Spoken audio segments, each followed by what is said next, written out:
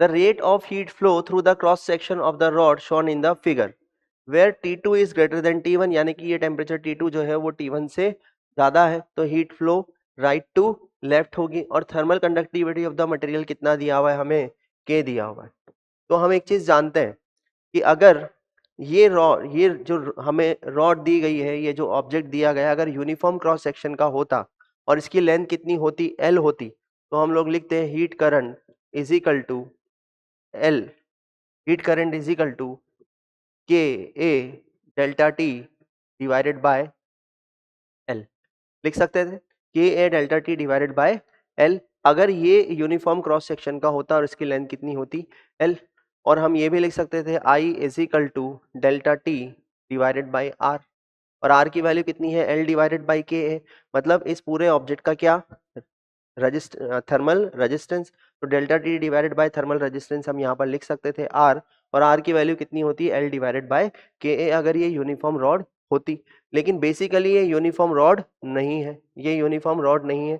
जैसे जैसे हम यहाँ पर एक एंड से दूसरे एंड तक जा रहे हैं, वैसे वैसे area of cross section very कर रहा है, area of cross section change होता जा रहा है। इसलिए हम यहाँ पर ये फॉर्मूला तो नहीं लगा सकते। तो हम क्या करें, यहाँ पर हम एक काम करते हैं, हम लिख देते हैं I is equal to delta T divided by R equivalent. ये है equation number 1, I is equal to delta T divided by R equivalent. अगर हमने इस रॉड का, जो हमें यहाँ पर रॉड दी गई है, सिलेंड्रिकल रॉड दी गई है, जिसका एरिया ऑफ क्रॉस सेक्शन जो है वो यूनिफॉर्म नहीं है, अगर हमने इसका आर इक्विवेलेंट निकाल लिया, इक्विवेलेंट थर्मल रेजिस्टेंस निकाल लिया इस कंपोजिट, इस रॉड का, तो हम आराम से इस इक्वेशन में आर इक्विवेलेंट पुट करके और डेल्टा टी की वैल्यू पुट करके हीट करंट निकाल सकते हैं। तो सबसे पहला काम हमारा क्या है, सबसे पहला काम है हमारा आर इक्विवेलेंट निकालना, आर इक्विवेलेंट निकालना। अगर हमने आर इक्विवेलेंट निकाल लिया और इस इक्वेशन में पुट कर दिया तो हमारा रिजल्ट आ जाएगा, क्योंकि ये रॉड जो है वो यूनिफॉर्म रॉड नहीं है। चलिए तो शुरू करते हैं।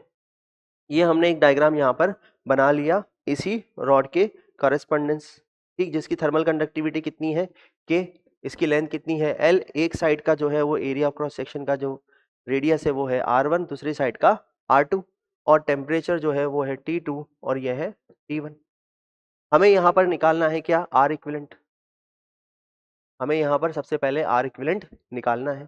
तो हम क्या करें, यहाँ एक एलिमेंट चूज कर लेते हैं।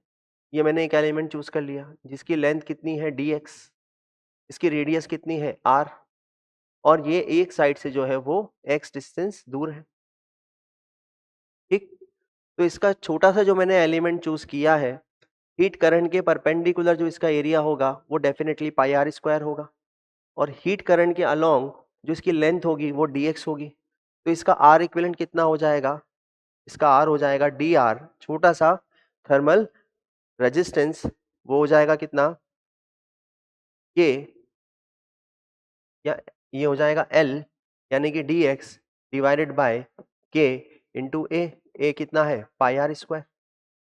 Clear, dx divided by k into pi R square, ये छोटा सा क्या है, छोटे से एलिमेंट का छोटा सा थर्मल रेजिस्टेंस। लेकिन अगर हम यहाँ पर इसको इंटीग्रेट करना चाहें तो यहाँ पर r क्या करेगा, वेरी करेगा। जैसे जैसे आप इस तरफ बढ़ोगे वैसे वैसे r भी बढ़ता जाएगा, और वैसे वैसे x भी बढ़ता जाएगा, ठीक। ये x भी बढ़ता जाएगा, और हमने एलिमेंट कौन सा लिया है, dx, यानी कि x के अलोंग। तो हमें यहाँ पर एक रिलेशन मेंटेन करना पड़ेगा कि यहाँ पर dx हटके किसकी टर्म में आ जाए, r की टर्म में आ जाए, क्योंकि एक तरफ r1 दिया हुआ और एक तरफ r2 हमें दिया हुआ है, ठीक। तो हम क्या करते हैं, यहाँ पर देखिए, इस वाले डायग्राम में अगर हम देखें तो इस वाले डायग्राम में हमें पता लग रहा है कि tan theta is equal to, अगर हम यहाँ पर एक लाइन डालें, ठीक, और यहाँ पर एक लाइन डालें, तो लाइन सेम ही आएगी, ये वाली लाइन। तो यहाँ जो एंगल बनेगा वो एंगल क्या होगा, सेम होगा। इस वाली लाइन के लिए भी एंगल सेम होगा और इस वाली लाइन के लिए भी एंगल सेम होगा। तो tan theta is equal to कितना हो जाएगा, ये हो जाएगा r minus R1 divided by x, ये वाला angle. tan theta is equal to r minus R1, r minus R1 divided by x। वो किसके बराबर होगा, वो बराबर होगा R2 minus R1 divided bye L के। ये R2 minus R1 divided bye L। Clear है, ठीक। तो इससे क्या रिजल्ट आ गया? इससे रिजल्ट आ गया R L minus R1L is equal to, ये हो जाएगा R2X माइनस R1X। क्लियर? अब मैं इस इक्वेशन को क्या कर देता हूं, differentiate with respect to x। ठीक, तो ये क्या बन जाएगी इक्वेशन? ये बन जाएगी L dr divided by dx। R1 और L कांस्टेंट है, तो ये हो जाएगा 0 इज इक्वल टू, ये हो जाएगा R2 माइनस R1।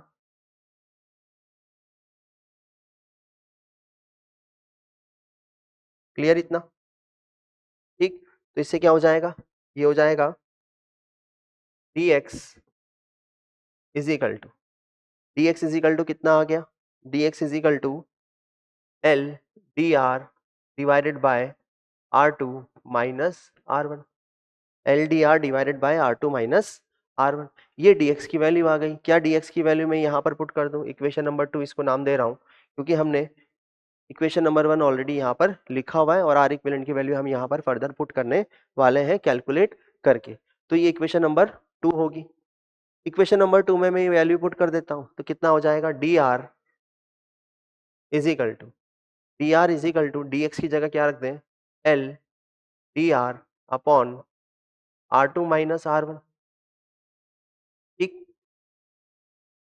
और फिर हम लिखेंगे 1 अपॉन के पाई आर स्क्वायर। क्लियर है? तो ये कितना हो जाएगा? D R is equal to L upon के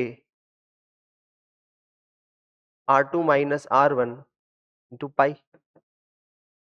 L upon K R2 minus R1 into पाई, ये हो जाएगा 1 upon R square into D are.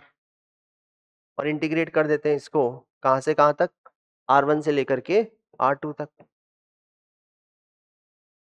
Clear? तो ये छोटा सा एलिमेंट का हमने छोटा सा क्या लिखा था?